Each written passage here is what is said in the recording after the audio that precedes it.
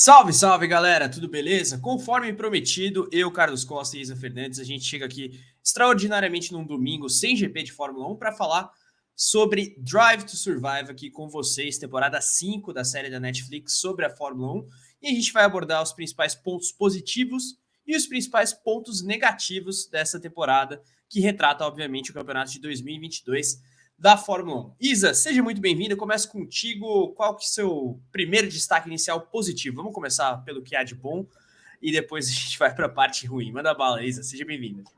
Muito obrigada, Carlos, para todo mundo que está assistindo a gente nesse domingo. Então, eu acho que logo de cara, quando a gente tem o primeiro episódio, é muito legal ver o relacionamento do Binotto com o Steiner. Acho que era um tipo de relação que muita gente não tinha ideia de que ela existia fora da Fórmula 1. Eles mostram ser grandes amigos mesmo, pessoais, né? Eles vão lá tomar um vinho juntos, o Steiner presenteia... Spoiler, galera. O Steiner presenteia o Binotto com aventais. Eles parecem ser muito amigos, né? Eles deixam isso bem claro, que eles são companheiros fora das pistas, ali fora do trabalho, como dois chefes de equipe. Então é bem divertido ver, porque a gente vê até um lado bem descontraído do Mattia Binotto, principalmente em 2022, que ele ficou pressionado grande parte da temporada. É legal ver esse lado mais descontraído, é legal ver ele assim, mais divertido mesmo com o Steiner. Acho que o Steiner ele tira isso do Binotto, né? O Steiner relaxado, porque ele entende que a pressão do lado dele é sempre menor em relação à Ferrari. Então ele deixa o Binotto parece bem à vontade para até mostrar um lado que a gente acha que nunca tinha visto antes do Binotto, que é esse lado mais brincalhão. Então eu gostei, acho que é uma relação que antes a gente não tinha conhecimento e ela foi bem explorada para elucidar ali, né, o começo da temporada, porque a gente sempre tem destaques da Haas e obviamente da Ferrari, então eles exploram isso para poder fazer essa abertura, né, da temporada. Então é bem divertido. É interessante esse destaque, e como a Isa bem colocou, a temporada 5 de Drive to Survive ela é iniciada com essa resenha aí do Binotto com o Steiner. De fato é muito legal, inclusive cenicamente falando, porque os vinhedos italianos são muito bonitos.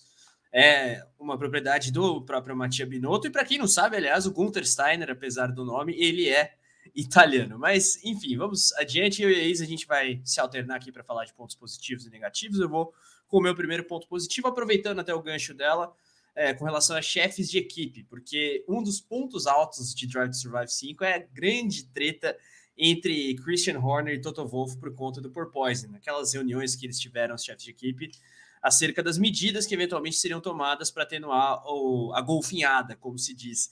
E tem um grande momento ali em que o Christian Horner fala, cara, então resolve aí seu carro, muda o carro. Eu não lembro exatamente a frase, acho que a Isa até vai saber precisar melhor, mas é muito engraçado ver Ele esse momento fala, de treta se você tá política. com problema, então troca o pá do seu carro. Tipo, é muito simples resolver o seu problema. Eu falo que aquela cena, pra galera que assiste Big Brother, é um grande jogo da discórdia e o Stefano Domenicali é o Tadeu Schmidt lá apenas falando, beleza, galera, é isso, vamos colocar a roupa suja para lavar aqui, vamos resolver os problemas. Realmente é bem interessante assistir essa parte. Prato cheio para a galera da Netflix, né? E Isa, qual que é o seu próximo destaque? Então, ficando aí nessa parte, né, do Americali, FIA, Fórmula 1 e tudo mais, eu achei legal que eles abordaram o teto de gastos. Foi um episódio muito importante na Fórmula 1, então eu acho que eles fizeram bem. E um episódio que, na verdade, ele vai mais para o lado do fora das pistas, né? Porque tem a ver com o financeiro, tem a ver com as contas. Então, eu acho que foi muito interessante eles explorarem isso por parte da Red Bull. Foi algo que pegou todo mundo de surpresa quando começou os primeiros rumores, quando veio a confirmação, a questão de como eles iam aplicar a pena. Obviamente, eles falam de uma forma mais visual, né? Não tão técnica quanto a gente vê ao longo de como tudo Ainda bem aconteceu. até, né? Porque ficar Ainda falando bem, de é o que a gente quer cláusula. ver, né? Exato. Então eles contam, mostram ali como é que foi toda essa questão no ponto de vista dos envolvidos, né? Diretamente falando. Então é bem legal, acho que foi um dos pontos bem altos assim da temporada, falando do fora da pista que eles souberam explorar. Até um destaque interessante que talvez seja um pouco surpreendente para quem não é tão fã da categoria, não acompanha tanto, e para quem é fã e acompanha, não deixa de ser um elemento novo, né? Porque é o começo de alguma repercussão de treta em bom português, por causa desses regulamentos financeiros, o teto de gastos e tudo mais.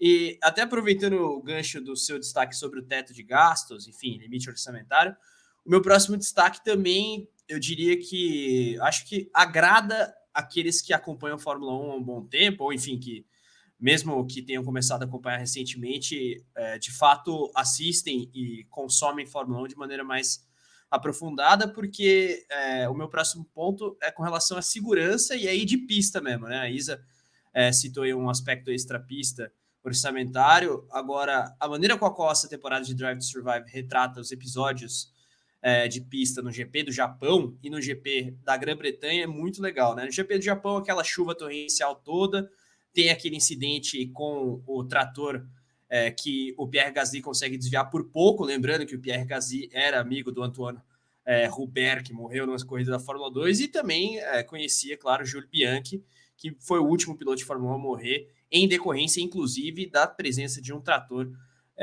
na pista de Suzuka, exatamente GP do Japão de 2014. Então, acho que foi um destaque interessante. Isa, você me mandou uma mensagem no nosso chat interno aqui, mas eu vou seguir o nosso protocolo e te passar a bola para o seu próximo destaque. Manda bala. Bom, eu acho que não tem como a gente não falar da dança das cadeiras que teve durante a pausa da Fórmula 1. E eu achei muito legal a forma como eles retrataram, porque foi um efeito dominó, né? A gente tem a aposentadoria do Vettel, que também vai entrar como um ponto ruim, mas mais para frente a gente vai explicar por quê.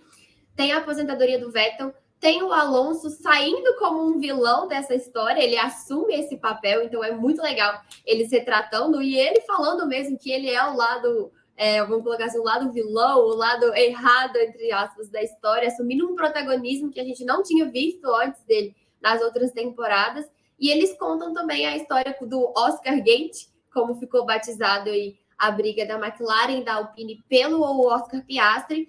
Mostra conversas muito interessantes sobre, enfim, a Alpine tentar processar o Oscar Piastri, o Zac Brown tentando dar um jeito, falando que ele tinha um plano para poder não ficar, né, não ter que pagar, além da multa rescisória do Ricardo, pagar para a Alpine todo o dinheiro que eles tinham gastado. E aí mostra, obviamente, do jeito do Drive to Survive, como a Alpine chegou na decisão de contratar o Pierre Gasly. Então, aparentemente, Zandvoort é um grande assim, divisor de águas na escolha da Alpine pelo Pierre Gasly. Então, é muito interessante ver essa construção de como eles chegam, como acontece, né, toda essa história. Mostra bastidores, enfim, da McLaren preparando o anúncio. Enfim, é bem legal. Acho que eles conseguiram captar bem ali o que aconteceu nessa temporada, que foi uma roda gigante, né? Enfim, de troca, e aparece De Vries, e chega o De Vries, enfim. É bem legal, eles sabem bem retratar muito bem.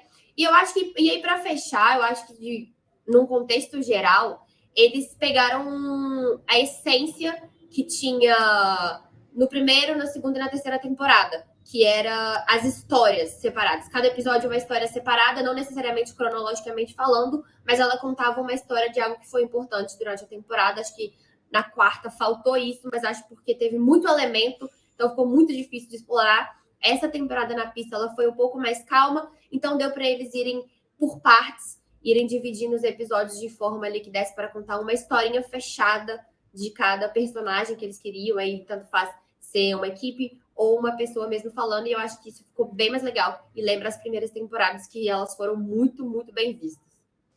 Esse destaque seu é legal, né? Porque o roteiro, como você bem falou dessa quinta temporada, voltou às origens, né? O estilo de roteiro, melhor dizendo. E é interessante isso, né? A última temporada anterior que retrata o campeonato de 2021, enfim, uma temporada absurda. Tô falando da temporada da Fórmula 1, não de Drive to Survive, acabou gerando a quarta temporada não tão interessante assim de Drive to Survive. Agora, feitos os elogios a essa quinta temporada de Drive to Survive, vamos aos pontos negativos. Eu vou iniciar aqui, aproveitando até o gancho de Fernando Alonso e da Silly Season, como a Isa bem destacou positivamente, mas faltou no meio dessa história toda aquele molho da rivalidade que foi se criando ao longo do ano entre Fernando Alonso e Esteban Ocon na própria Alpine e que se intensificou, especialmente depois que o próprio Alonso já tinha confirmado a ida para Aston Martin, né?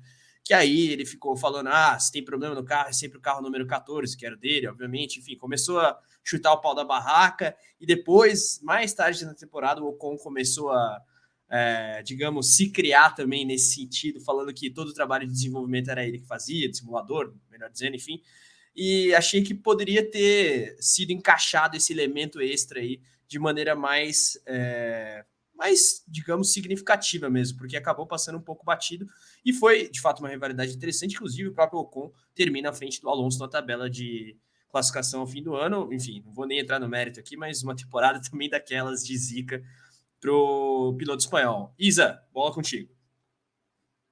Bom, já continuando então nesse gancho de rivalidades, eu acho que a gente sempre fala que a Netflix ela cria rivalidades, mas as rivalidades de verdade ela deixa passar. Porque 2022 a gente teve bons momentos de conflitos entre os dois, entre companheiros de equipe, você falou do Alonso do Ocon, e eu senti falta real ali da tensão que também se foi criando entre Verstappen e Pérez. Acho que eles pegaram de uma forma muito ampla. Tudo bem que eles passam muito pelo Pérez, o capítulo da Red Bull, na verdade, é sobre o Pérez tentando renovar o contrato dele, em Mônaco, que ele bate, mas ele ainda ganha. Mas eu senti assim que faltou mais momentos de tensão entre eles, porque principalmente depois de Mônaco, o Verstappen bate muito na tecla em relação ao Pérez, em relação a tudo que acontece de prioridade, em relação a Red Bull priorizar os seus pilotos. Então eu senti falta, acho que foi muito amplo, sendo que a Red Bull tinha muito para ser explorado nessa relação dos dois companheiros de equipe. E já coloco um adendo aqui também, a participação do Verstappen, eu vou te falar, ele lá ou ele não achei que fez muita diferença, acho que ela foi muito assim, tanto faz, foi bem, tá, beleza, só pegaram ele porque ele foi campeão, porque na verdade ele não fala nada demais, não passa nenhum tipo de emoção, não passa nada, mas é isso, acho que podia ter pegado um pouquinho mais aí do lado da rivalidade da Red Bull lá dentro, que ela cresceu muito. O Max é meio friozão mesmo, né? E sem um postulante ao título, postulante não, né? Um rival pelo título contra ele, ele acaba sendo ainda mais friozão. Concordo com a Isa. Agora, aproveitando até a menção ao Verstappen, uma coisa que poderia ter sido abordada foi a treta dele com a Sky Sports F1 por causa de uma declaração do Ted Kravitz, se eu não me engano, um repórter bastante conhecido na Grã-Bretanha de Fórmula 1. Ele insinuou, não me lembro exatamente que momento da temporada foi, mas que o Hamilton tinha sido roubado na final de 2021, né? Aquele GP de Abu Dhabi tão controverso por conta das decisões do Michael Masi, então diretor de prova. E aí, a Red Bull e o Max Verstappen simplesmente boicotaram a principal emissora que faz a cobertura de Fórmula 1 no mundo, não é? No Brasil, na Holanda, enfim, no mundo. Afinal, a Fórmula 1 é um esporte muito inglês. Então não foi qualquer coisa esse boicote, né? Depois a Sky acabou sendo perdoada, digamos, por Verstappen e Red Bull, mas foi um ponto interessante. Aproveitando essa discussão sobre pilotos numa perspectiva negativa a Drive to Survive 5, achei que a despedida do Sebastian Vettel ficou também um pouco tímida, mal foi retratada, para falar bem da verdade, né? E, pô, tetracampeão mundial, que teve um fim de temporada legal, né? Não só pelas despedidas, seja de Red Bull, de Ferrari, enfim, ex-equipes da própria Aston, mas porque ele também foi um personagem interessante do ponto de vista de pista nas últimas etapas do Mundial 2022. Então, achei que isso poderia ser um pouco mais bem retratado. Afinal, a gente está falando de um cara também extremamente carismático e tudo mais. Não sei se você concorda, Isa. Pode comentar e já emendar o seu próximo ponto. Assim, acho que a ausência do Vettel, né? Eles passarem muito pouco sobre ele, porque são menções, não tem nenhum episódio dedicado para ele, nem 20 minutos de tela, vamos falar assim, ou enfim, é apenas o Vettel aparece ali, para quem não o acompanha, acha que ele ainda tá por lá, sabe? Mesmo vendo que tem a despedida no último episódio, mas eu acho que por tudo que o Vettel representa, acho que o peso dele para a Fórmula 1 deveria ser muito maior e deveria ter uma representação muito maior. Agora, falando de GPs, necessariamente falando, vou falar sobre algo também. Se a gente destacou que foi bom eles terem trago essa parte fora da pista, a treta por causa do porpoising e o teto de gastos, eu acho que faltou um pouco falar sobre o GP da Arábia Saudita, que foi uma das grandes controvérsias da temporada. Eles não destacaram que tinham mísseis caindo literalmente do lado da pista, que houve muita tensão, os pilotos não sabiam se iam continuar correndo, se ia ter corrida no domingo. Ficaram lá por muitas horas no GP, depois no paddock em Jeddah, discutindo a situação, vendo como é que estava a segurança.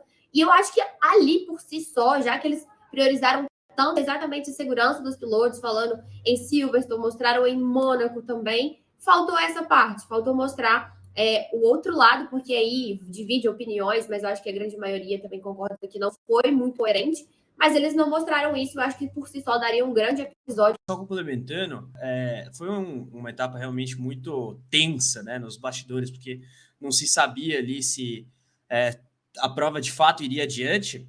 Falando agora parece um tanto irreal isso, mas realmente a galera estava tensa, teve reunião envolvendo os pilotos por questões de segurança, tendo em vista que estava rolando bombardeio. Para quem não sabe, ali há um conflito entre a Arábia Saudita e o Iêmen.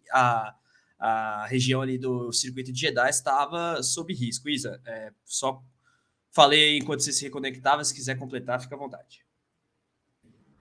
Não, é isso mesmo, acho que só encerrando, acho que daria um episódio interessante, porque foi um dos bastidores que todo mundo estava na expectativa de ver, para entender por que eles decidiram correr, para entender quais foram os pontos levados em consideração, se os pilotos estavam de acordo, e acabou não acontecendo. Então, eu acho que eu senti falta.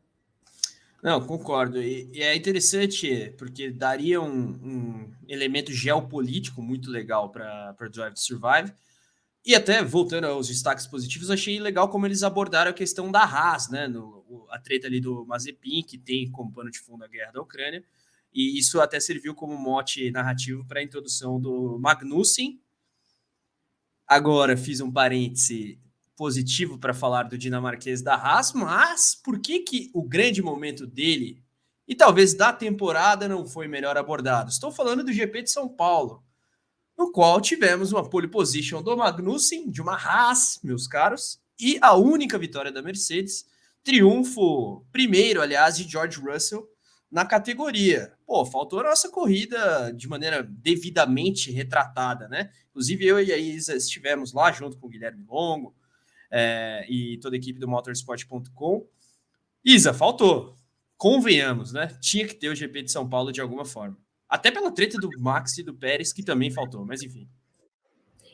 Não é só falando pelo bairrismo, faltou mesmo, porque foi um GP que ofereceu muito conteúdo dentro e fora da pista. Como você mesmo disse, se tinha um elemento Kevin Magnussen de volta, para poder mostrar que a melhor opção da Haas foi contratar ele, era exatamente mostrar que ele conseguiu uma pole no Brasil. Então, a gente tem esse ponto, a gente tem o ponto da Mercedes, que eles retratam a dificuldade da Mercedes e Toto Wolff sob pressão. O Hamilton, aquilo vai aposentar ou não vai por causa das dificuldades, e aí não mostra que a Mercedes evolui ao ponto de conseguir uma vitória no Brasil, e também não mostra exatamente o que a gente pontuou. A briga ali, acho que foi o grande ponto alto, foi quando eclodiu a grande desavença entre o Verstappen e o Pérez. Então, eu acho que o Brasil foi sim um ponto importante, porque foi, além de ter sido uma corrida muito legal, ela dava elementos que iriam deixar ainda mais a história recheada. E por fim, eu acho que não tem como a gente não falar aqui que um dos principais personagens, aí não é falando se é bom ou é ruim, mas é um destaque, né, que não tem como deixar de lado,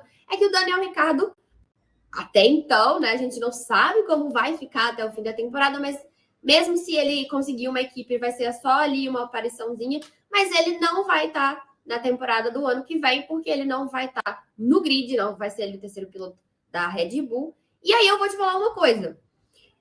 Muito se destaca do carisma que ele tem, por ser brincalhão e tudo mais, mas eu acho que o Drive to Survive ganhou porque em todas as temporadas ele tinha um drama. Era o drama dele saindo da Red Bull, aí era o drama dele no primeiro ano da Renault, aí é o drama dele saindo da Renault, é o drama dele indo muito mal na McLaren e o drama dele saindo da McLaren. Então ele tinha enredo, sim, nos 5 anos, sabe? Além do carisma, ele tinha um enredo interessante que valia a pena ser destacado com um episódio ou com meia temporada, como foi na primeira, mas ele tinha um enredo interessante. Então ele sempre teve uma história a entregar e que fazia muita parte da temporada da Fórmula 1, falando não da série, que compunha ali grande parte do drama e de tudo que circundava a Fórmula 1. Eles estão tentando cativar ali, pegar novos personagens, né, para poder virar, assumir esse protagonismo. A gente viu o Alonso, eles deram destaque até para o próprio Pierre Gasly, para o Tsunoda, obviamente, e o próprio Paul Martin, que é o diretor, o grande diretor de Drive to Survive, já pinta o Gasly como uma pessoa especial para eles em Drive to Survive. Então, acho que o sucessor deve ser o Pierre Gasly, mas vamos ver. Acho que, assim, o Gasly vai entrar num episódio da carreira dele diferente. Não sei se vai ser tão interessante para Drive to Survive, mas a gente vai saber no ano que vem. Vamos ver como que os roteiristas lidam com a ausência de Ricardo, se é que ele não estará presente na próxima temporada, né? Porque a gente sabe que Drive to Survive também aborda questões de mercado e tudo mais, então se ele negociar aí com alguma equipe para o ano que vem, é possível que tenhamos o australiano de volta e com destaque até eu apostaria. Mas, pessoal, é isso. Eu e a Isa vamos ficando por aqui, perdão, e a gente quer saber a opinião de vocês também sobre Drive to Survive. Deixem aqui na área de comentários, concordam, discordam da gente, enfim, podem comentar aqui livremente, com tanto que possibilidade, claro, e claro, também convidamos os senhores a deixar o like aqui no vídeo de hoje, muito importante para o nosso canal. Então, senta o dedo no joinha, se inscreva e não deixe também de ativar as notificações. Amanhã a gente tem nosso programa Reta Final, analisando dados da pré-temporada da Fórmula 1 e projetando o GP do Bahrein, com notícias também sobre a possibilidade de Vettel correr na vaga de Lance Stroll, como está o Drogovic em meio a tudo isso. Então, não deixe de assistir, então, inscrição e notificação ativada para não perder nada. E claro, a gente convida também a ser assinante do nosso clube de membros. Clique no botão Seja Membro logo abaixo aqui no nosso player e lá você confere os nossos pacotes de conteúdos exclusivos. Você escolhe aquele que mais cabe no seu bolso e que mais agrada ao seu gosto também. Passando os lembretes, Facebook, Twitter, Instagram, TikTok, é só digitar, pesquisar Motorsport Brasil que você nos encontra e, claro, acessar o nosso site para ver toda a cobertura, sem contar o nosso podcast disponível nos principais agregadores: Spotify, Google Podcasts, Apple Podcasts, Amazon Music e Deezer. Feitos os lembretes, um abraço para a Isa e para todos vocês que assistiram. Até a próxima. Tchau, tchau.